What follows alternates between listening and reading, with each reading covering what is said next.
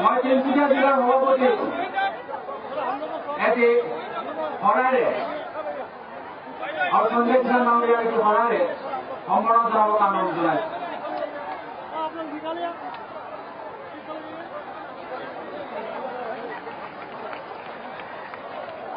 भारत माता की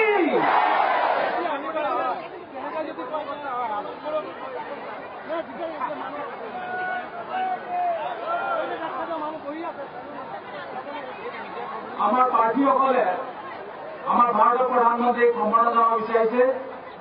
আমার বলিন চেতিয়া ডাঙৰীয়া, ভাস্কৰ শৰ্মা ডাঙৰীয়া, সুৰেন ফুকন ডাঙৰীয়া, দিলীপ মৰাণ ডাঙৰীয়া, কেৰল ভুৱালা ডাঙৰীয়া,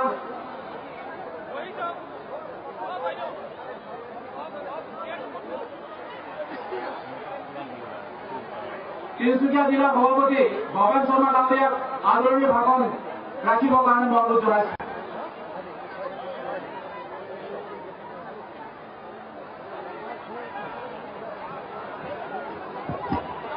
সকলোকে নমস্কাৰ। আমাৰ অতি শ্ৰদ্ধাৰ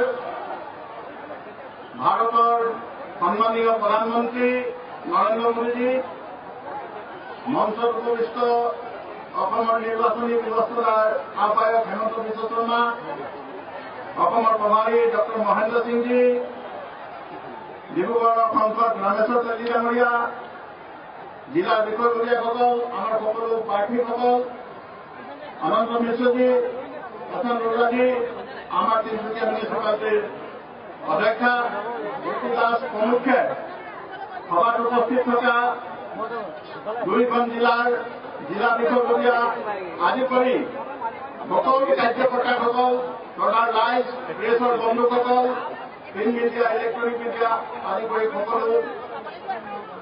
সকলোকে মোৰ অভিনন্দন জনাইছো।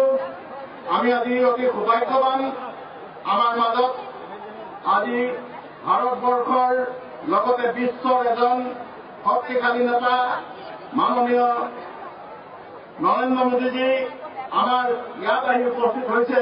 আমি আহি অতি উৎসাহিত হৈছো, আনন্দিত হৈছো আৰু তেখেতৰ শক্তিশালী নেতৃত্বই ভাৰতবৰ্ষক যি গতি প্ৰদান কৰিছে, এই গতি প্ৰদানে আগন্তুক দিনত ভাৰতবৰ্ষৰ লগতে অসমৰ জাউতি জুগীয়া উন্নতি সাধিব বুলি আমি বিশ্বাস ৰাখিছো। আমাৰ মাজত যিহেতু প্ৰধানমন্ত্ৰী আছে, তেখেতৰ অতি ব্যস্ততাপূৰ্ণ কাৰ্যসূচী আছে, গতিকে মই দীঘলীয়া নকৰো। মই আজি জিলা সভাপতি হিচাপে তেখেতক আদৰণি জনাইছো আৰু আমি বিশ্বাস ৰাখিছো তেখেতৰ আগমনে তিনচুকীয়া জিলাৰ 5টা সমষ্টিৰ লগতে চাবু আৰু দুলীয়াজান এই 7টা সমষ্টিলৈ যি নেকি সভা অনুষ্ঠিত হৈছে, এই সভাৰ আমাৰ দলীয় কাৰ্যকৰ্তা উৎসাহিত হ'ব। আগন্তুক যিকেইটা দিন বাকী আছে, এই দিনকেইটাত আমি সকলো মিলি একত্ৰিত হৈ কংগ্ৰেছক ইয়াৰ পৰা উৎখাত কৰি ভাৰতীয় জনতা পাৰ্টীৰ পিছপৰা চৰকাৰ যাতে আমি গঠন কৰিব পাৰো, তাৰে কামনা কৰি মোৰ আদৰণি ভাষণ সামৰিছো। ধন্যবাদ। ভাৰত মাতা কি জয়, জয় অসম। নমস্কাৰ। ভাৰত মাতা কি ধন্যবাদ জনাইছো তিনচুকীয়া জিলা সভাপতি ভৱেন শৰ্মা ডাঙৰীয়াক। ইয়াৰ পিছত বক্তব্য ৰাখিব অনুৰোধ জনাইছো আমাৰ ভাৰতীয় জনতা পাৰ্টি নিৰ্বাচনী পৰিচালনা সমিতিৰ আহ্বায়ক ডক্টৰ হিমন্ত বিশ্ব শৰ্মা ডাঙৰীয়াক।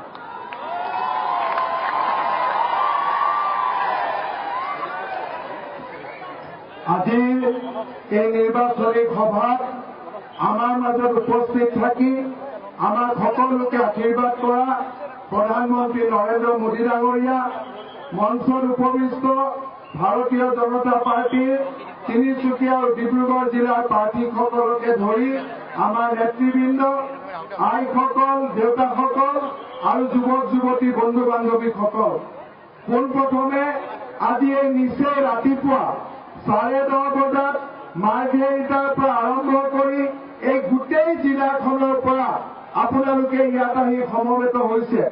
মই ভাবিছিলো যে ইয়াত আহি ৰাইজক কম যে আপোনালোকে আমাৰ প্ৰাৰ্থীবিলাকক ভোট দিয়ক, কিন্তু ইয়াত আপোনালোকৰ উপস্থিতি দেখি মই নিশ্চিত যে তিনিচুকীয়া জিলাৰ প্ৰতিটো সমষ্টিতে ভাৰতীয় জনতা পাৰ্টীৰ বিজয় হ'ব, তাত কোনো শ্ৰদ্ধা ৰাইজ, আপোনালোকক আমি সভাই সমিতিয়ে কৈছো, এই নিৰ্বাচন অসমৰ বাবে শৰাইঘাটৰ শেষ ৰথ। অসমীয়াভাষী লোক হওক, বঙালীভাষী লোক হওক, নেপালীভাষী লোক হওক, হিন্দীভাষী লোক হওক, আমাৰ জনজাতীয় বন্ধু বান্ধৱী সকলোৱে হওক, আমি সকলোৱে এই নিৰ্বাচনত বদৰুদ্দিন আজমলক আমি পৰাস্ত কৰিব লাগিব। তেওঁ যাতে আমাৰ দিছপুৰৰ শাসন কেতিয়াও দখল কৰিব নোৱাৰে। আজি তৰুণ গগৈ ডাঙৰীয়াই 15 বছৰৰ বিশ্বাস আৰু বিকাশৰ কথা কয়। ক'ত সেই বিশ্বাস বিকাশ? 1 কোটি মানুহৰ ঘৰত লাইট নাই। তিনিচুকীয়াত প্ৰাইভেট ইণ্ডাষ্ট্ৰী বন্ধ হৈ গ'ল। আজি তিনিচুকীয়াত প্লাষ্টিক উদ্যোগ নিৰ্মাণৰ কথা কৈছিল, আজিলৈকে তাৰ কাম নহল।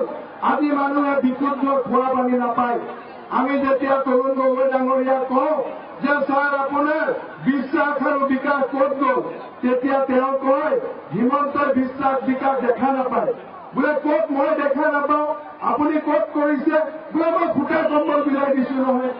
আপোনালোকে চিন্তা কৰক, তেওঁৰ বিশ্বাস আৰু বিকাশ মানে ফুটা কম্বলৰ বিশ্বাস আৰু বিকাশ। আমাক সেই বিশ্বাস আৰু বিকাশ নালাগে। আমাৰ নিবনুৱা যুৱক যুৱতীক কৰ্ম সংস্থাপন লাগে। 1 কোটি লোকৰ ঘৰলৈ বিজুলী বাতিৰ পোহৰ আহিব লাগে। আৰু অসমখন গুজৰাট, মধ্যপ্ৰদেশ, মহাৰাষ্ট্ৰৰ দৰে উন্নত ৰাজ্য হ'ব লাগে। সেই সংকল্প আমাৰ বিশেষ মাজত আছে। শ্ৰদ্ধাৰ ৰাইজ, প্ৰধানমন্ত্ৰী ডাঙৰীয়া আমাৰ মাজত আছে। মই দীঘলীয়া বক্তব্য দিব খোজা নাই, খালি মাত্ৰ এটাই কথা কম ৰাইজ, এই নিৰ্বাচন শৰাইঘাটৰ শেষ ৰথ। এই নিৰ্বাচনত যদি আমি জিকিব নোৱাৰো, তেতিয়াহ'লে অসমত আৰু ভাৰতীয় মূলৰ মানুহে ৰাজনীতি কৰিব নোৱাৰিব। সেইবাবে মই কৈছো, এয়াতো নহয় হাঁহি ধেমালিৰ জীৱন জোৰোৱা পথ। ই যে জীৱন মৰণ একাকাৰ কৰা অগ্নিবীণাৰ টান। আৰু হাঁহি ধেমালিৰ জীৱন জোৰোৱা পথ নহয়, এয়া অসমৰ ভাৰতৰ জীৱন মৰণৰ সংগ্ৰাম। এই নিৰ্বাচনত আমি জিকিব লাগিব। এই নিৰ্বাচনত আমি ভাৰতীয় মূলৰ মানুহসকলে অসমখনক আমি ৰক্ষা কৰিব লাগিব। তিনিচুকীয়া জিলাৰ ৰাইজক কৈছো, আমাৰ চৰকাৰ হ'ব, সৰ্বানন্দ সোণোৱাল ডাঙৰীয়াৰ আমাৰ চৰকাৰ হ'ব। তিনিচুকীয়াত প্লাষ্টিকৰ উদ্যোগ হ'ব আৰু তিনিচুকীয়া জিলাত আমি এখন নতুন মেডিকেল কলেজ আমি তিনিচুকীয়া জিলাত স্থাপন কৰিম। সেই প্ৰতিশ্ৰুতি আজি আমি আপোনালোকক দিছো। পুনৰ এবাৰ আপোনালোকক ধন্যবাদ আৰু কৃতজ্ঞতা জনাই মই মোৰ বক্তব্যৰ সামৰণি মাৰিছো। জয় হিন্দ, জয় অসম।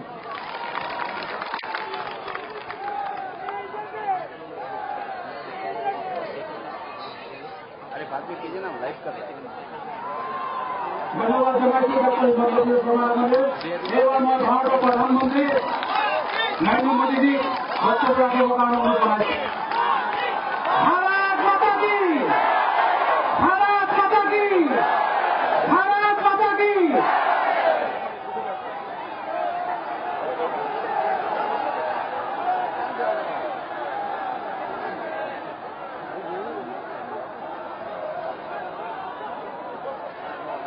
मंच पर विराजमान भारतीय जनता पार्टी के वरिष्ठ नेता और असम चुनाव प्रबंधन समिति के संयोजक श्रीमान हेमंत बिश्व शर्मा जी, संसद में मेरे साथी श्रीमान रामेश्वर तेली जी,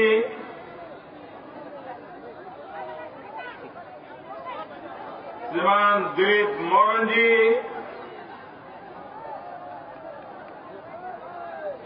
श्रीमती दीप्ति दास, श्री भावेश शर्मा जी, श्रीमती आनंदिता गोस्वामी जी, श्री तेरोश गोवल्ला जी, श्री विनोद हजारिका जी, यहां के हमारे उम्मीदवार श्रीमान संजय किशन जी, सुरेन फुकन जी, भास्कर शर्मा जी, गोविंद छेतिया जी, प्रशांत अरोड़ा जी, शिवजी दुबे, अनंत मिश्रा जी और विशाल संख्या में पधारे हुए असम के उत्साही मेरे मतदाता भाइयों और बहनों,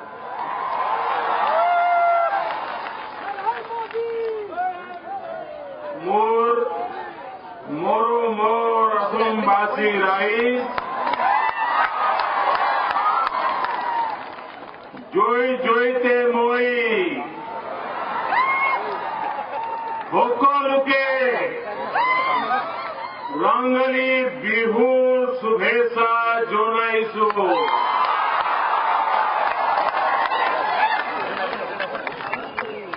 বহাগ বিহুৰ পৰিৱৰ্তন আনে মন ৰংগালী কৰি তোলে।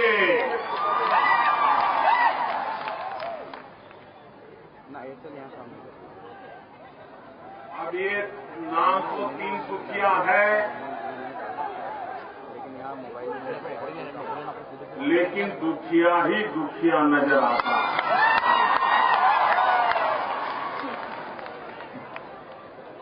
हमारा संकल्प है ये 3 सुखिया को सच्चे अर्थ में सुखिया बनाना। यहां के जन जन को अब दुखिया में से सुखिया बनाना, और इसलिए ये चुनाव बड़ा महत्वपूर्ण है। लेकिन इस चुनाव से मेरा बहुत घाटा होने वाला है। दिल्ली का बहुत नुकसान होने वाला है। व्यक्तिगत रूप से मेरा भी नुकसान होने वाला है इस चुनाव में, क्योंकि मेरी सरकार में जो उत्तम मंत्री हैं, उन उत्तम मंत्रियों में एक मंत्री है सर्बानंद, जो आपका सांसद है। अब मेरी सरकार से निकाल करके असम की सेवा के लिए मुझे उसे भेजना पड़ रहा है, इसलिए मेरा नुकसान है, लेकिन असम का फायदा है।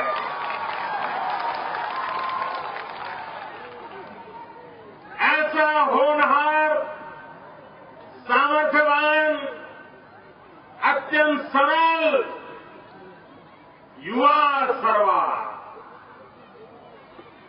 और एक बार आसाम पे लहर चल रही है। आसाम में एक ही आनंद, सर्वानंद। और इसलिए भाइयों बहनों, हमारे कांग्रेस के नेता अब शायद कुछ वर्षों में 90 साल के हो जाएंगे। वे कहते हैं मेरी मोदी से लड़ाई है। आदरणीय मुख्यमंत्री जी, आपकी उम्र इतनी है, आप इतने बुजुर्ग हैं, मैं तो इतना छोटा हूं। मैं तो आपसे नमन करता हूं, आपको प्रणाम करता हूं, मैं आपसे लड़ाई नहीं करता। और हमारे तो संस्कार है, छोटे बुजुर्गों से नहीं लड़ते हैं, और बुजुर्ग छोटों को आशीर्वाद देते हैं। और इसलिए मेरी गोगाई जी से कोई लड़ाई नहीं है। हाँ, मेरी लड़ाई है गोगाई से नहीं, गरीबी से लड़ाई है। मुझे लड़ना है गरीबी के खिलाफ, मुझे लड़ना है बुराइयों के खिलाफ। मुझे लड़ना है भ्रष्टाचार के खिलाफ, मुझे लड़ना है असम की बर्बादी के खिलाफ लड़ना है। मुझे किसी व्यक्ति के खिलाफ मेरी कोई लड़ाई नहीं है। मैं तो बुजुर्गों को 7 बार प्रणाम करता हूं और असम की भलाई के लिए सारे असम के लोगों से मैं आशीर्वाद चाहता हूं। उनके आशीर्वाद से असम को नई ऊंचाइयों पर ले जाने का संकल्प लेकर के चला। मेरे प्यारे भाइयों बहनों, आपको पता होगा देश जब आजाद हुआ तब हिंदुस्तान के जो 5 समृद्ध राज्य थे, इन 5 समृद्ध राज्यों में एक राज्य का नाम था असम। और आजादी के इतने सालों के बाद आज हिंदुस्तान के 5 सबसे गरीब राज्यों में किसी राज्य का नाम है तो वो है असम। अमीर राज्यों में जिसकी गणना होती थी उसको गरीब राज्य बनाने का पाप किसने किया? असम की दुर्दशा किसने की? असम को बर्बाद किसने किया? असम के नौजवानों को बेरोजगार किसने बनाया? असम आजादी के 60 साल के बाद भी बिजली के लिए तरस रहा है, जिम्मेवार कौन है? हम तो कभी यहां सत्ता में नहीं रहे हैं। आपने 60 साल तक कांग्रेस से अच्छा करने की अपेक्षा की। मैं असम वासियों से और कुछ नहीं मांग रहा हूं, मुझे 5 साल मौका दीजिए। मेरे भाइयों बहनों, सर्बानंद को 5 साल मौका दीजिए। आपके 60 साल की बीमारियों को दूर करने का काम सर्बानंद और उनकी पूरी टीम करके रहेगी। भारतीय जनता पार्टी और उसके साथी दल ये मिलकर के असम को मुसीबतों से बाहर निकाल के रहेंगे, ये मैं आपको विश्वास दिलाने आया। भाइयों बहनों, मैं साफ देख रहा हूं, इस चुनाव के बाद असम को एक नौजवान मुख्यमंत्री मिलने वाला है। सर्बानंद असम का मुख्यमंत्री बनने वाला है, ये हुजूम दिखा रहा है, ये आपका प्यार दिखा रहा है।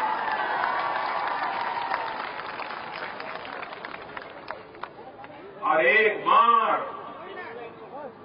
सर्बानंद के नेतृत्व में, भारतीय जनता पार्टी के नेतृत्व में हमारे सभी साथियों दलों को मिलकर के जब असम में सरकार बनेगी, देखते ही देखते, मेरे शब्द लिख लीजिए दोस्तों, पूरा हिंदुस्तान का बालक भी जब पढ़ाई शुरू करेगा ना, वो दिन दूर नहीं होगा जब बच्चों को पढ़ाया जाएगा A for Assam, A for Assam, ये बच्चों को पढ़ाया जाएगा। ये ताकत असम की पैदा होगी, ये मैं विश्वास से कह सकता हूं। यहां के लोग परिश्रमी, मेहनत करते हैं। यहां के लोग मुसीबतें झेल करके भी जीवन में कुछ अच्छा करने का इरादा रखते हैं। ये ऐसा इलाका है जहां परमात्मा की भरपूर कृपा है।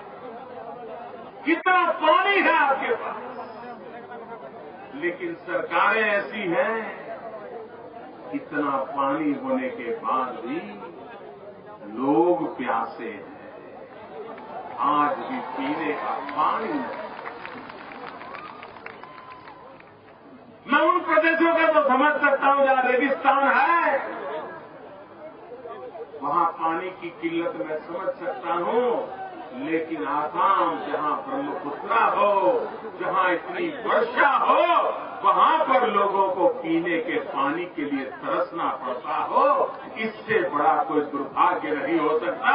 और इसके लिए सरकार जिम्मेवार है मेरे भाइयों बहनों, सरकार जिम्मेवार है।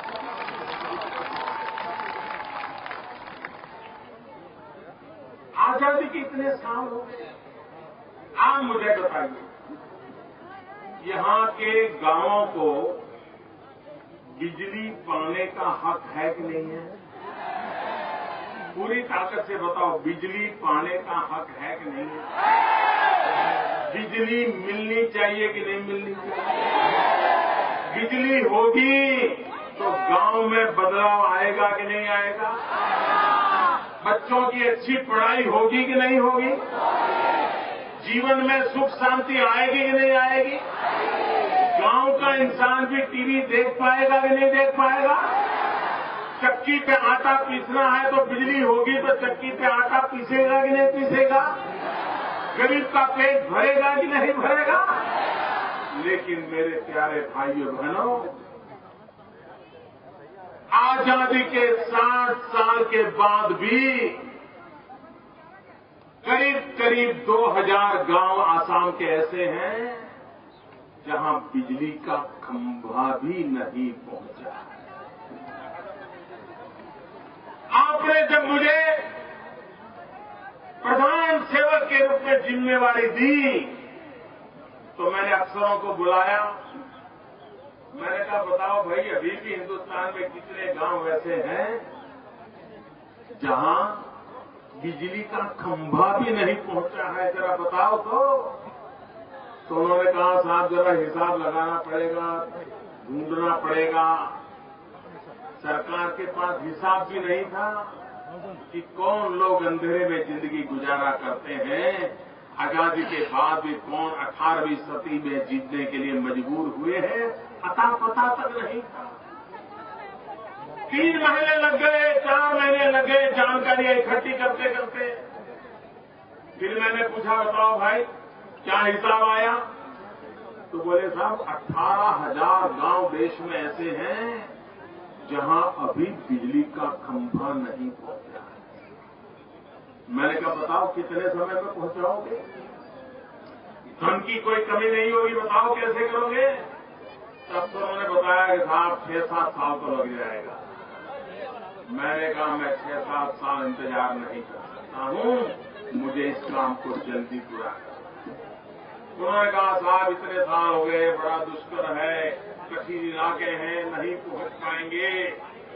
मैंने कहा, कुछ भी हो, मुझे 7 साल इंतजार नहीं करना है, मुझे लोगों को अंधेरे में नहीं रहने देना है। हाँ, उनको जरा कठिन लग रहा था मेरी बात, लेकिन बोलते नहीं थे। आखिर जब मैंने फैसला कर दिया और 15 अगस्त को लाल किले से बोल दिया कि 18,000 गांव में 1000 दिन में बिजली पहुंचाने का मैं वादा करता हूं, ये मैंने कह दिया। फिर मैंने अफसरों को बुलाया कि भाई मैंने तो लाल किले से बोल दिया, बताओ क्या करोगे? बोले, साहब अब क्या करें, आपने तो कह दिया, हम कोशिश करेंगे। आइए बहनों, आज मैं आपको हिसाब दे रहा हूं। असम के अंदर करीब 2000 गांव थे जहां खंभा भी नहीं पहुंचा था। अभी तो 1000 दिन होने की बहुत देरी है। अब तक करीब 1000 गांवों में बिजली का खंभा तार पहुंचा दिया है, बिजली पहुंचा दी। भाइयों बहनों, एक बार हम संकल्प करके चले कि हमें देश को विकास की नई ऊंचाइयों पर ले जाना है, तो कठिनाइयां आने के बावजूद भी रास्ते निकल सकते हैं, परिस्थितियां पलट सकती हैं, विश्वास पैदा हो सकता है और 3 सुखिया सच्चे अर्थ में सुखिया बन सकता है। आसाम, एक और आसाम, ये शब्द हिंदुस्तान के हर घर में गूंजने की ताकत रखता है। ये ताकत मेरे आसाम में है भाई। और मैं आपके साथ मिलकर के कंधे से कंधा मिला करके आसाम की भलाई के लिए कुछ करना चाहता। चाय बागान के हमारे साथी जब टीवी पर अखबार में एडवर्टाइजमेंट छपती है तो चाय बागान के काम करने वालों के चेहरे पर मुस्कान दिखाई जाती है, लेकिन उनके हाल कैसे हैं वो आप भी जानते हैं, मैं भी। आइए बहनों, हमारे चाय बागान में काम करने वाले लोगों ने चाय की चुस्की लेते लेते हिंदुस्तान के लोगों में ऊर्जा भरने का काम किया है। और यही तो चाय है जिस चाय ने दुनिया भर की हिंदुस्तान के प्रति चाह पैदा कर दी है, चाह पैदा कर दी है। दुनिया में उसका नाम किया है इन हमारे मजदूरों की मेहनत से हुआ। और चाय की बात आती है तो मुझे जरा अपनापन ज्यादा लगता है,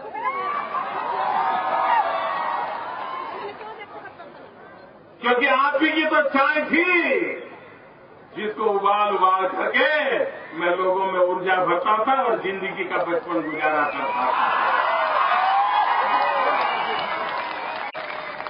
और इसलिए मेरा आपके साथ एक विशेष नाता है। मुझे कर्ज चुकाने का मौका मिला है, आसाम में ऐसी सरकार बनाइए ताकि मैं अपना कर्ज चुका सकूं और आसाम को नई ऊंचाइयों पर ले जा सकूं।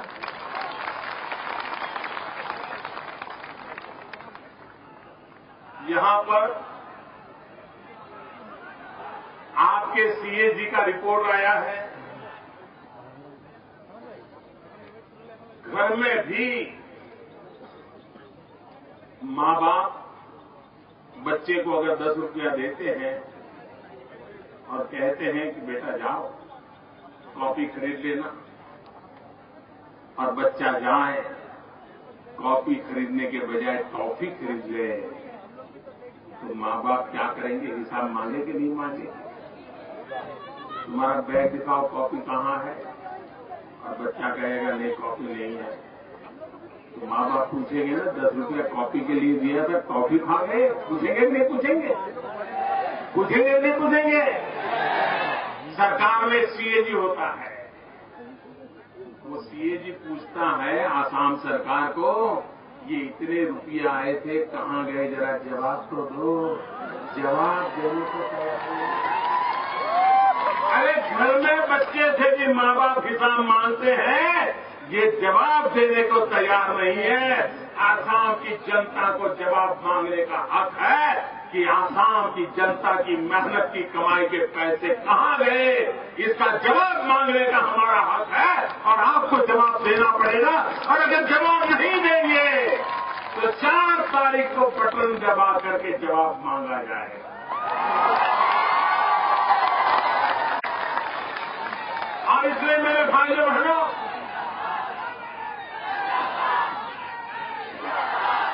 अब असम को बेसहारा नहीं छोड़ा जा सकता, अब असम को लूटने का अधिकार नहीं दिया जा सकता। पाई का हिसाब जनता जनार्दन को मिलना चाहिए। हम आसाम का सर्वांगीण विकास चाहते हैं। भाइयों बहनों, मेरे 3 एजेंडा है। पहला एजेंडा है विकास, दूसरा एजेंडा है तेज गति से विकास, और तीसरा एजेंडा है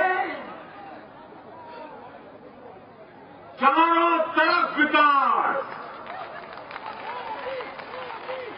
पहला भी एजेंडा विकास, दूसरा एजेंडा तेजी से विकास, तीसरा एजेंडा चारों तरफ विकास। इसी बात को लेकर के चल रहा है। आसाम के अंदर 3 काम हो जाए भाइयों बहनों तो भी आसाम की स्थिति बदल जाएगी।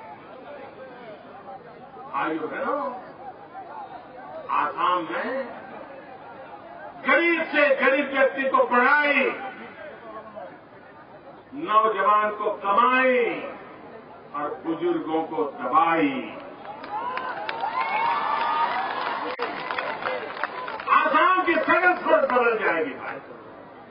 आपने देखा होगा, हम यहाँ यूरिया का कारखाना लगाने की बात हो, रेल का काम करना हो, रोड का काम करना हो, आजादी के बाद किसी एक बजट में जितने रुपये दिए गए उससे अनेक गुना रुपये हमने आसाम के अंदर इंफ्रास्ट्रक्चर के लिए लगाए हैं। हम तेज गति से रोड बनाना चाहते हैं, हम तेज गति से रेल को आगे बढ़ाना चाहते हैं, हम यहाँ के जीवन को एक ताकत देना चाहते हैं। और इसलिए मेरे भाइयों बहनों, आसाम के विकास के लिए, आसाम के नौजवानों के सपनों को पूरा करने के लिए मैं आपसे आशीर्वाद मांगने आया हूं। और मुझे विश्वास है कि चुनाव में आसाम का एक ही आनंद है और वो आनंद है सर्वानंद। एक फॉर आसाम, ये संकल्प लेकर के चलना है, आसाम का भाग्य बदलना है। और इसलिए भाइयों बहनों, कोई कुछ भी कहे, मैं किसी के खिलाफ लड़ाई लड़ने के लिए नहीं आया हूं। मुझे तो लड़ना है गोगाई से नहीं गरीबी से, गोगाई से नहीं गरीबी से लड़ना है। आजादी के इतने साल के बाद भी गरीबी, घर देने के लिए पैसे दिए, घर देने के लिए असम में गरीबों के लिए घर बने, दिल्ली से पैसे भेजे, 1/4 रकम भी खर्च नहीं कर पाए, बैंक में जमा करके पड़ा हुआ है, बैंक में जमा करके पड़ा हुआ है।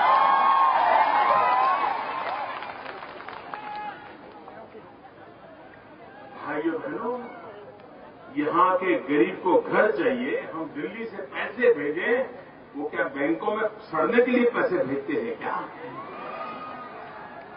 गरीब के घर बनने चाहिए, नहीं बनने चाहिए? 1/4 खर्चा हुआ, बाकी सारा पैसा वैसा का वैसा पड़ा रहा। भाइयों बहनों, अगर यही हाव रहा तो आसाम का भला नहीं होगा। पाई का समय पर खर्च हो, निश्चित योजना के लिए खर्च हो, तब जाकर के भाग्य बदलता है। आप मुझे बताइए, असम में से गैस निकलता है, लेकिन गरीब के घर में गैस का चूल्हा है क्या? गैस का सिलेंडर मिलता है क्या? सिलेंडर लेने के लिए किस किस के पैर पकड़ने पड़ते तो आप जानते हैं नहीं जानते? हमने तय किया, इस बजट में आपने देखा होगा, हिंदुस्तान में आने वाले 3 साल में 5 करोड़ गरीब परिवारों को गैस के सिलेंडर का कनेक्शन दे दिया जाएगा। और जो गरीब माताएं लकड़ी का चूल्हा जला करके धुएं में जिंदगी गुजारती है, और एक मां जब खाना पकाती है, घंटे 2 घंटे धुएं के सामने बैठती है, तो उसके शरीर में 400 सिगरेट जितना धुआं जाता है। 400 सिगरेट जितना धुआं, उन माताओं की तबीयत का क्या होगा भाई? बीमारी नहीं आएगी तो क्या होगा? हमने तय किया है, 1 वर्ष में 1.5 करोड़ परिवारों को, गरीब परिवारों को जिसके घर में लकड़ी का चूल्हा जलता है, ऐसे घरों को गैस का कनेक्शन दे करके उनको इन मुसीबत से बाहर निकालने का काम हमने तय किया।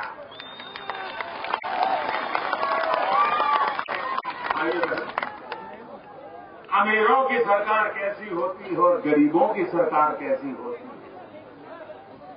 हमारे देश में अमीरों की सरकारों ने ऐसे नियम बनाए कि कोई बड़ा मॉल बनाता है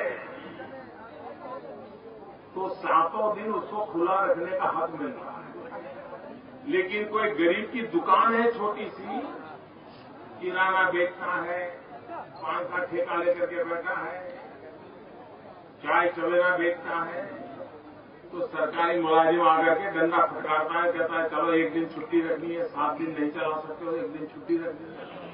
शाम को 7 बज गए 8 बज गए तो आएगा, बंद करो, शाम हो गई बंद करो। क्यों भाई? अमीरों की सरकारें मॉल बड़े बड़े खुले रखने के लिए 7 दिन 24 घंटे, और गरीब को 1 घंटा दुकान भी ज्यादा खुली रखनी है, छुट्टी के दिन दुकान खुली रखनी है, तो मना करते हो। इस बार हमने बजट में कह दिया अब गरीब भी अपनी दुकान 7 दिन चला सकता है और जितना समय चला सकता है और उसके कारण एक नौजवान को काम मिल जाएगा, रोजगार मिल जाएगा। अगर लंबे समय तक दुकान खुली रहती है तो नए लोगों को रोजगार मिलता है। हमने मुद्रा योजना बनाई, बैंक से कोई गारंटी नहीं। आप कहिए मुझे कुछ करना है, व्यवसाय करना है, बैंक आपको पैसा देती है। अब तक करीब 3.25 लाख लोगों को करीब 1.5 लाख करोड़ रुपया सरकार ने दे दिया और उसे वो अपना छोटा मोटा व्यवसाय करेगा, एक आध आदमी को रोजगार देगा, अपने पैरों पर खड़ा रहेगा। और पहले कभी कुछ किया हो, साहूकारों से वो ब्याज लेते लेते थक गया होगा तो वो साहूकारों से ब्याज से मुक्त हो जाएगा और सम्मान की जिंदगी जिएगा। ये काम हम करना चाहते हैं। और इसलिए मेरे भाइयों बहनों, गरीब की जिंदगी बदलने के लिए, नौजवान को रोजगार देने के लिए, आसाम का भविष्य बदलने के लिए मैं आज आपसे आग्रह करने आया हूं कि आप सर्बानंद जी के नेतृत्व में 4 तारीख और 11 तारीख को कमल के निशान पर और हमारे साथियों के पार्टी के निशान पर बटन दबा करके एक नया परिवर्तन लाइए। देश का प्रधानमंत्री जब कहीं प्रोजेक्ट का उद्घाटन करने जाता है तो बटन दबा करके प्रोजेक्ट का उद्घाटन करता है, लेकिन प्रधानमंत्री भी बटन दबा करके एक प्रोजेक्ट का उद्घाटन कर सकता है, 2 प्रोजेक्ट का उद्घाटन कर सकता है, 3 का कर सकता है। लेकिन आप लोग तो 4 तारीख को बटन दबा करके विकास के नए युग का उद्घाटन कर सकते हैं। विकास के नए युग, इसलिए प्रधानमंत्री से भी बटन दबाने की आपकी ताकत बहुत ज्यादा है और विकास के नए युग के लिए बटन दबाना है। भारतीय जनता पार्टी और उसके साथियों को विजयी बनाना है। इसी एक अपेक्षा के साथ मेरे साथ बोलिए, भारत माता की पूरी ताकत से दोनों मुट्ठी बंद करके बोलिए। सारे उम्मीदवार आ जाए, सारे उम्मीदवार मेरे साथ आ जाए। भारत माता की, भारत माता की, भारत माता की। बहुत बहुत धन्यवाद।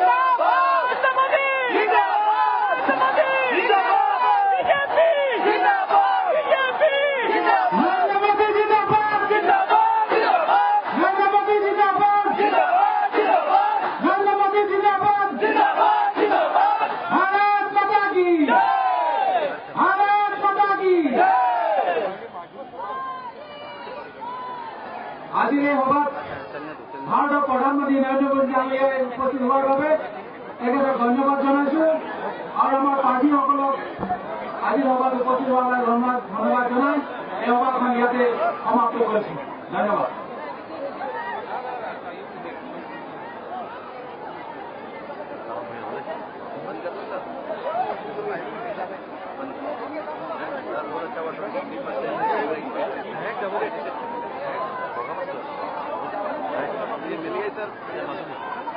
আহিব পাৰে, আহিব পাৰে, ঠিক আছে।